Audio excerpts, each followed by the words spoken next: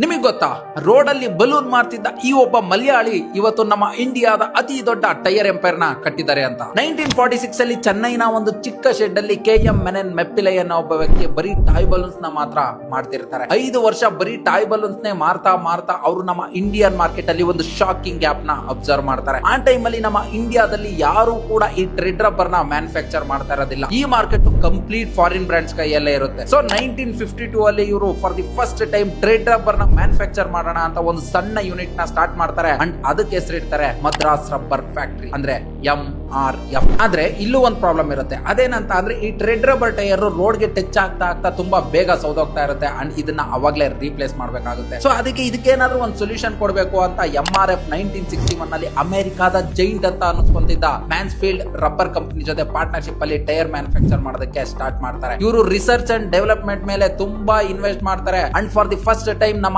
ಇಂಡಿಯಾದಲ್ಲಿ nylon tyres ನ introduce ಮಾಡ್ತಾರೆ. ಈ ಟೈರ್ಸ್ ಪ್ರೈಸ್ ಸ್ವಲ್ಪ ಜಾಸ್ತಿ ಇರುತ್ತೆ, ಬಟ್ ಇದರ ಪ್ರಾಡಕ್ಟ್ ಕ್ವಾಲಿಟಿ, ಸೇಫ್ಟಿ ಮತ್ತೆ ಡ್ಯೂರಬಿಲಿಟಿ ಬೇರೆ ಚೀಪ್ ಕಾಂಪಿಟೇಟರ್ಸ್ ನ ಸೈಡ್ ಅಲ್ಲಿ ಇಡೋದಕ್ಕೆ ಸಖತ್ ಹೆಲ್ಪ್ ಮಾಡುತ್ತೆ. ನೆಕ್ಸ್ಟ್ ಇವರು ಕ್ರೇಜಿ ಮಾರ್ಕೆಟಿಂಗ್ ಜೊತೆ ಬರ್ತಾರೆ. 1996 ವರ್ಲ್ಡ್ ಕಪ್ ಅಲ್ಲಿ the god of cricket Sachin Tendulkar ಅವರು MRF ಸ್ಟಿಕ್ಕರ್ ಇರೋ ಬ್ಯಾಟ್ ಅಲ್ಲಿ ಆಡೋ ತರ ಮಾಡ್ತಾರೆ. Next Brian Lara, Virat Kohli ಮತ್ತೆ ಫಾರ್ಮುಲಾ 1 ಮೇಲೆಲ್ಲ ಈ MRF ನೇಮ್ ಕಾಣೋ ತರ ಮಾಡ್ತಾರೆ. ಈಗ ಈ MRF ಸೈಕಲ್ ಟೈರ್ಸ್ ಇಂದ ಹಿಡಿದು ಏರೋಪ್ಲೇನ್ ಟೈರ್ಸ್ ತನಕ ಎಲ್ಲ ಮ್ಯಾನುಫ್ಯಾಕ್ಚರ್ ಮಾಡ್ತಾರೆ. ಅಂಡ್ ಸ್ಟಾಕ್ ಮಾರ್ಕೆಟ್ ಅಲ್ಲಿ it's one of the most respected tyre companies ಅಂತ ಅನ್ಸ್ಕೊಂಡಿದೆ. ಎಸೆನ್ಸ್ ಸಿಂಪಲ್ ಆಗಿದೆ, ಅರ್ಥ ಮಾಡ್ಕೊಳ್ಳಿ. ಗ್ರೇಟ್ ಬ್ರಾಂಡ್ಸ್ ಲಕ್ ಇಂದ ಗ್ರೋ ಆಗಲ್ಲ, observation plus innovation plus long term thinking ಇಂದ ಗ್ರೋ ಆಗ್ತವೆ. ನಿಮ್ಮ ಸ್ಟಾರ್ಟ್ ಎಷ್ಟು ಚಿಕ್ಕದಾಗಿದೆ ಅನ್ನೋದು ಮ್ಯಾಟರೇ ಆಗಲ್ಲ, ಬಟ್ ನಿಮ್ಮ ಥಿಂಕಿಂಗ್ ಎಷ್ಟು ದೊಡ್ಡದಾಗಿದೆ ಅನ್ನೋದು ಸಖತ್ತು ಮ್ಯಾಟರ್ ಆಗುತ್ತೆ. ಇದು ಡೇ 14 ಆಫ್ ಸ್ಟೋರಿ ಬಿಹೈಂಡ್ ನಮ್ಮ ಇಂಡಿಯನ್ ಬ್ರಾಂಡ್ಸ್. ನೆಕ್ಸ್ಟ್ ಯಾವ ಬ್ರಾಂಡ್ ಸ್ಟೋರಿ ಬೇಕು ಅಂತ ಕಮೆಂಟ್ ಮಾಡಿ. ಅಂಡ್ ಇದೇ ತರ ಇಂಟ್ರೆಸ್ಟಿಂಗ್ ಸ್ಟೋರೀಸ್ಗೆ ನಮ್ಮ ಮಾರ್ಕೆ ವಿಚಾರ ಪೇಜ್ ನ ಫಾಲೋ ಮಾಡ್ಕೊಳ್ಳಿ ಅಂತ ಹೇಳ್ತಾ ರಾಘು ಸೈನಿಂಗ್ ಆಫ್.